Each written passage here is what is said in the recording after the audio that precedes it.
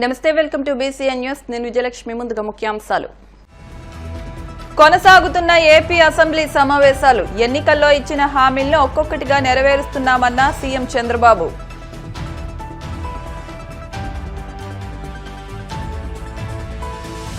శరీరంతో పాటు మనసుకు కూడా వ్యాయామం ఉండాలి. ఆధ్యాత్మిక సమావేశంలో స్పష్టం చేసిన బ్రహ్మకుమారి రమాదేవి.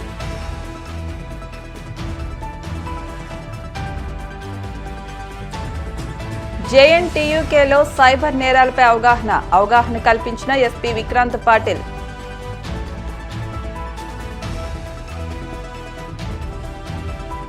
ఉమ్మడి పశ్చిమ గోదావరి జిల్లాలో రసకుల సమస్యలు పరిష్కరించండి. జిల్లా పంచాయతీ అధికారిని కొడాలి అనురాధకు వినతి పత్రం అందజేసిన కట్లయ్య. ఏపీ అసెంబ్లీ సమావేశాలు కొనసాగుతున్నాయి. ఈ సందర్భంగా 150 రోజుల పాలనపై శాసనసభలో ముఖ్యమంత్రి చంద్రబాబు నాయుడు మాట్లాడుతూ ఏపీ చరిత్రలో ఎప్పుడూ చూడని విధంగా ప్రజా తీర్పు వచ్చిందన్నారు. 2024 ఎన్నికల్లో ప్రజల తిరుగుబాటు కనిపించిందని తెలిపారు. 4 దశాబ్దాలుగా తన్ను ఆదరించిన అందరికంటే ఎక్కువసార్లు తన్ను ప్రజలు సీఎం చేశారని అన్నారు. ఎన్నికల్లో ఇచ్చిన హామీలను ఒక్కొక్కటిగా నెరవేరుస్తున్నామని తెలిపారు. రాత్రికి రాత్రి ఏదీ జరిగిపోదని, గత ప్రభుత్వ పాలనలో రాష్ట్రం నాశనమైందని, గత ప్రభుత్వం చేసిన అప్పులు తప్పులు శాపాలుగా మారాయన్నారు. ఎంత తవ్వితే అన్ని తప్పులు బయటపడుతున్నాయని అన్నారు. వైసీపీ పాలనలో 10 లక్షల కోట్ల అప్పులు చేశారని, ఆ అప్పులపై లెక్కలతో సహా అసెంబ్లీలో చూపించామన్నారు. మొట్టమొదటిసారి ముఖ్యమంత్రి అయ్యారు. మళ్ళీ 99లోనే కంటిన్యూ అయ్యాను. 2014లో ముఖ్యమంత్రి అయ్యాను.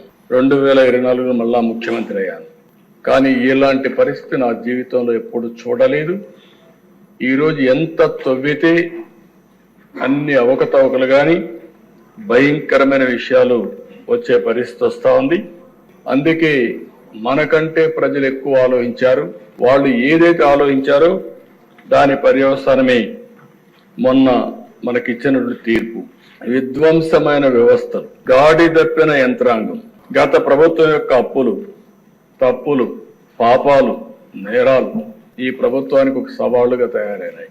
జూన్ 12న ప్రభుత్వ అధికారం చేపట్టి ఆ రోజు చూస్తే కొంతమంది నన్ను అడిగారు, మీరు ముఖ్యమంత్రి అవుతారు, అయిన తర్వాత ఈ రాష్ట్రాన్ని బాగు చేస్తారా, చేయగలుగుతామనే నమ్మకం మీకుందని అడిగారు. నేను పారిపోలేను.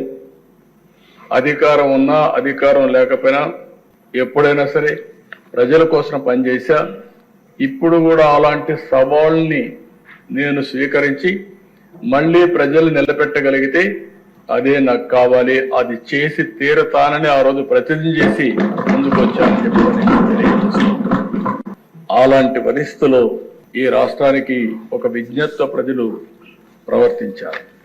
ఆ విజ్ఞత మీరు చూస్తే కీలకమైన సమయంలో 21 ఎంపీల్ని గెలిపించారు NDA కూటమి అభ్యర్థుల్ని.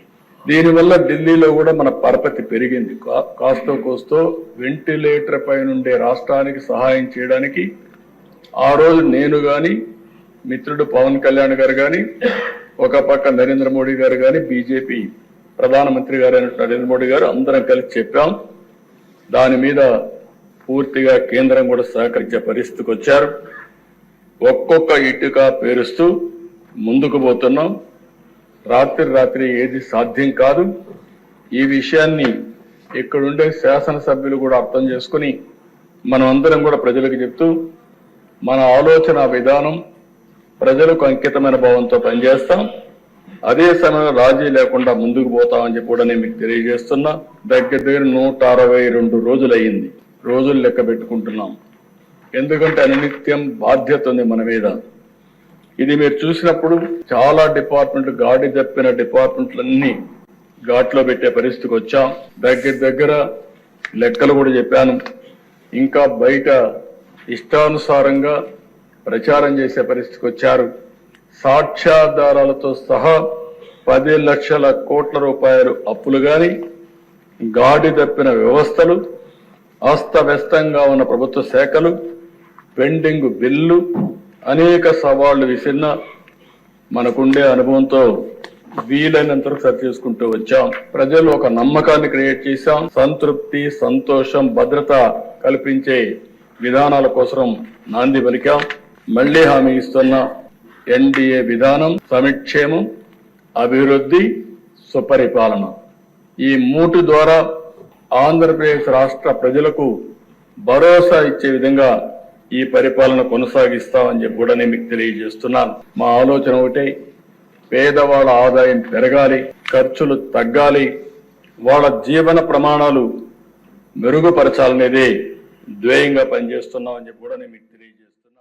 ప్రమాదాలు సంభవిస్తే తక్షణ సహాయ చర్యలను ఏ విధంగా చేపట్టాలో ఎన్డీఆర్ఎఫ్, ఎస్పీ, ఏఆర్ఎంవీ సిబ్బందికి మాక్ డ్రిల్ ద్వారా అవగాహన కల్పించినట్టు అదనపు డివిజనల్ రైల్వే మేనేజర్ శ్రీనివాసరావు తెలిపారు.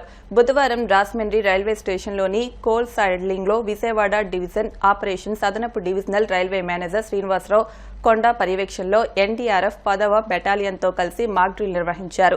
ఈ మాక్ డ్రిల్ కార్యక్రమానికి joint collector S Chinnaramudu, B Prashant Kumar, senior DSO, Vijayawada mechanical engineering, electrical, commercial శాఖ అధికారులు, పౌర రక్షణ సంస్థ అధికారులు పాల్గొన్నారు. ఎస్డీఆర్ఎఫ్, అదేవిధంగా scouts and guides, civil defence, revenue authorities మరియు హాస్పిటల్స్ వీటన్నిటితో సమన్వయం చేసుకుంటూ ఏదైనా రైల్వే విపత్తు సంభవిస్తే వాటిని ఎలా ఎదుర్కోవాలి, అత్యంత త్వరగా ప్రాణ నష్టం తగ్గిస్తూ ప్రయాణికుల్ని ఎలా వారి యొక్క బాగోగులను చూడటం, వీటన్నిటి మీద ఒక మాక్ డ్రిల్ చేయడం జరుగుతుంది. ఈరోజు అన్ని విభాగాలకు సంబంధించిన ప్రతినిధులు వచ్చారు, వాళ్ళ స్టాఫ్ వచ్చారు. వీటన్నిటిలో వారి సంసిద్ధతని పరిశీలించుకోవడం జరుగుతుంది. ఎటువంటి ఎక్కడైనా లోటుపాట్లు ఉన్నా కానీ, ఎక్కడైనా గ్యాప్స్ ఉన్నా కానీ వాటన్నిటిని సరి చేసుకుంటూ మీరు చూడొచ్చు ఇక్కడ మొత్తం అన్ని విభాగాలకు సంబంధించిన అంతమంది స్టాఫ్ ఇక్కడ వచ్చి వారి సంసిద్ధతని చూసుకుంటారు. దీనిలో భాగంగా మేము ఇక్కడ ఒక 2 కోచ్ల్ని డిరైల్ చేసి వాటిని మళ్ళీ ఆ డిరైల్ అయిన దాంట్లో ప్రయాణికులు ఎవరైనా ఇరుక్కుపోయి వారికి ఏమైనా గాయాలైతే వాటన్నిటిని కూడా వాళ్ళందరినీ ఎలా హాస్పిటల్కి తరలించడం కానీ, వారికి ఏ విధంగా ఎక్స్గ్రేషియా పేమెంట్ చేయడం, వీటన్నిటి మీద కూడా మేము జాయింట్ ఎక్సర్సైజ్ చేయడం జరుగుతుంది. అదేవిధంగా మా దగ్గర రైల్వే దగ్గర ప్లస్ అదేవిధంగా ఎన్డీఆర్ఎఫ్, ఎస్డీఆర్ఎఫ్ దగ్గర చాలా కోల్డ్ కట్టింగ్ పరికరాలు ఇవన్నీ కూడా ఉంటాయి. వీటన్నిటిని ఉపయోగిస్తూ స్టాఫ్కి ఎక్కడైనా మెలకువలు కానీ ఇవన్నీ చూపించడం జరుగుతుంది. వీటిని కట్ చేసి ప్రయాణికులు గాయపరచకుండా, ఈ కట్టింగ్ ఎక్సర్సైజ్లో ఎక్కడ కూడా ప్రయాణికులు గాయాలవ్వకుండా వారిని క్షేమంగా ఎలా బయటికి ఎక్స్ట్రాక్ట్ చేయడం, అదేవిధంగా ఎక్స్ట్రాక్ట్ చేసిన వాళ్ళందరికీ హాస్పిటల్స్కి వారికి జరిగిన గాయాల తీవ్రతను బట్టి ట్రయేజ్ చేసి ఏ రకమైన ట్రీట్మెంట్ కానీ, ఫస్ట్ ఎయిడ్ కానీ ఇవ్వాలి. వీటన్నిటి మీద ఒక ప్రణాళికాబద్ధంగా చేయడం జరుగుతుంది. పశ్చిమ గోదావరి జిల్లా ఉండి కాపులపేటలోని మెయిన్ రోడ్లో ఉన్న వినాయక గుడి వద్ద బుధవారం అన్న సంతర్పణ కార్యక్రమం నిర్వహించారు. కార్తీక మాసం సందర్భంగా అన్న సంతర్పణ మాజీ ఎంపీటీసీలు మోపిదేవి నాగశ్రీనివాస్, మంగవేణి దంపతుల ఆధ్వర్యంలో నిర్వహించారు. ఈ సందర్భంగా మాజీ ఎంపీటీసీ మోపిదేవి శ్రీనివాస్ మాట్లాడుతూ ప్రతి ఏటా వినాయక చవితి పండుగ నాడే కాకుండా కార్తీక మాసంలో అన్నప్రసాదం అందిస్తున్నట్టు ఆయన తెలిపారు. ఈ కార్యక్రమంలో చెన్నంశెట్టి, రెండవ ప్రసాద్, బెల్లపు రామచంద్ర, ఏడిద శ్రీనివాస్, నెహ్రూ, కేబుల్ ప్రసాద్, పెదపాటి ప్రసాద్, తోట నాగరాజు, ఓలుపల్లి తాతాసి, మోపిదేవి మహేష్, హరిబాబు తదితరులు పాల్గొని అన్న ప్రసాదాన్ని స్వీకరించారు.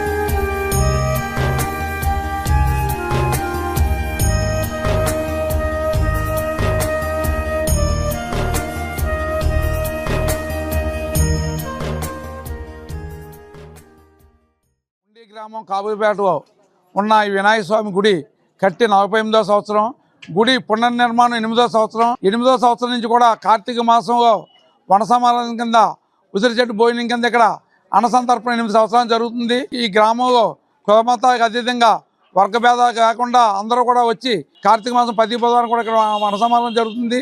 దీనికి ఈ కాపులపేట ఉన్న కుర్రోలు, యూత్, గ్రామ పెద్దలు అందరూ కూడా సహకరిస్తారు. దీనికి ముఖ్యంగా మా పెద్దలు గంగమ్మ పేరయ్య గారు, చెన్నంశెట్టి, రెండో ప్రసాద్ గారు, బేవబ్రాహ్మ గారు, నెహ్రూ గారు అందరూ కూడా ఈ గుడిని దగ్గరుండి ఈ గుడి యొక్క బాగోగు చూసుకుంటూ ప్రతి వినాయక చవితికి కార్తీక మాసంలో కూడా చేస్తున్నారు. దీనికి అన్ని పేటల నుంచి వచ్చి ఈ యొక్క అన్న సందర్భంలో పాల్గొని మాకు సహకరిస్తున్న ఈ ఉండి గ్రామ ప్రజలందరికీ ధన్యవాదాలు తెలుపుకుంటూ సెలవు తీసుకుంటాం.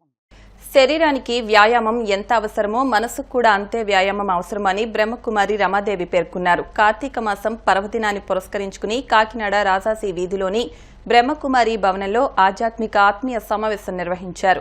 ఈ సందర్భంగా బ్రహ్మకుమారి రమాదేవి మాట్లాడుతూ భారతదేశం ఒక ఆధ్యాత్మిక శక్తి కేంద్రమని కొనియాడారు. నైతిక విలువలను పెంపొందించి అందరి జీవితాల్లో సుఖశాంతులను నెలకొల్పాలన్నదే బ్రహ్మకుమారిల లక్ష్యమన్నారు. ఈ నెల 21వ తేదీన బంగారు రథంపై సోమనాథేశ్వరుడు కాకినాడ నగరంలో ప్రజలకు దర్శనమిస్తారని, ఆ రథయాత్రను విజయవంతం చేయాలని కోరారు. అనంతరం ఒత్తిడిని ఎలా అధిగమించాలని రమాదేవి హితోపదేశం చేశారు.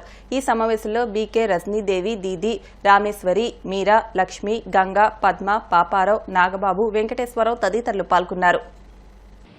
ప్రపంచ చరిత్రలోనే బంగారు దేవాలయంగా ప్రసిద్ధిగాంచినటువంటి ఈ సోమనాథుడు మనకి దర్శనం ఇవ్వడానికి మొత్తం ఈరోజు అమలాపురం చుట్టుపక్కల ఉన్న గ్రామాల్లో సంపూర్ణమైనటువంటి విజయవంతంగా భక్తులకు దర్శనం ఇచ్చి భక్తుల మనసులో మళ్ళీ ఆత్మజాగృతిని కలిగించి సత్యమైన భక్తిని మనం మేల్కొల్పారు. అదేవిధంగా వాళ్ళందరూ కూడా ఈశ్వరీయ జ్ఞానాన్ని గ్రామాల్లో కూడా అక్కడ కొనసాగిస్తూ ఉన్నారు. అలాగే కాకినాడ 21వ తారీఖు నుంచి రథయాత్ర ప్రారంభమవుతుంది. ఆ రోజు విశేషంగా మీరందరూ కూడా పాల్గొని ఈ రథయాత్ర యొక్క విశేషాలకు అన్ని వైపులా కూడా సమాచారాన్ని మీరు అందివ్వగలుగుతారు. ఎక్కువ సంఖ్యలో పాల్గొవాలని నేను మరీ కోరుతున్నాను. ఎందుకంటే భక్తి కూడా క్షీణించిపోయినటువంటి ఈ రోజుల్లో, రక్తి పెరిగిపోయిన ఈ రోజుల్లో అన్ని కూడా ఎక్కడ చూసినా చెడు జరుగుతుంది. చిన్న పెద్ద తారతమ్యం లేకుండా, క్రమశిక్షణ లేకుండా నడుస్తున్నారు. అంచేత మీరు రథయాత్ర 21వ తారీఖు నుంచి నవంబర్ 30వ తారీఖు దాకా విశేషంగా జరుగుతుందని అక్కయ్య గారి విషయాలు తెలియజేశారు. వచ్చినటువంటి మీ అందరూ అలా వాక్యం కూడా మాకు చాలా నచ్చింది. యూట్యూబ్ ఛానల్స్ అని చెప్పారు. అందరూ వాస్తవమే. అదే ఈ మధ్యకాలంలో కంప్లైంట్స్ బాగా ఎక్కువైపోయాయి. ఇప్పుడు కొన్ని ఉదాహరణ అంటే లోపల మ్యాటరే ఉండదు. సింపుల్గా కంప్లైంట్ పెట్టినట్టు త్వరలో మరోసారి జగన్ అంటే దినాలు ఉంటారు, జగన్ త్వరలో చేసి అనుకుంటారు. కానీ ఓపెన్ చేసి ఏముండదు అక్కడ. వాడిని అరిగట్టే సాహసం ఎవరు చేయలేరు కూడా. ఇకపోతే మా విద్యార్థులందరినీ గుర్తించి ఆత్మీయ సమ్మేళనం గురించినటువంటి బ్రహ్మకుమారి సభ్యులందరికీ కూడా మా హృదయపూర్వక నమస్కారం తెలియజేస్తున్నాం. ధన్యవాదాలు. సత్యాన్ని మానవుడికి తెలియచేయాలని ప్రాణానికి కూడా త్యాగం చేసి మీరు న్యూస్ తీసుకొస్తారు. అలాగే ఎక్కడైనా ఏదైనా ఒక ప్రోగ్రామ్ జరగవలసి జరిగినా కూడా అందరికీ తెలియచేయడంలో ముఖ్యమైన పాత్ర ఎవరిదంటే మీడియానే కదా. అందుకే మేము ఈరోజు ఎందుకు పిలిచామంటే ఇప్పుడు కాసేపు ప్రకటనలు.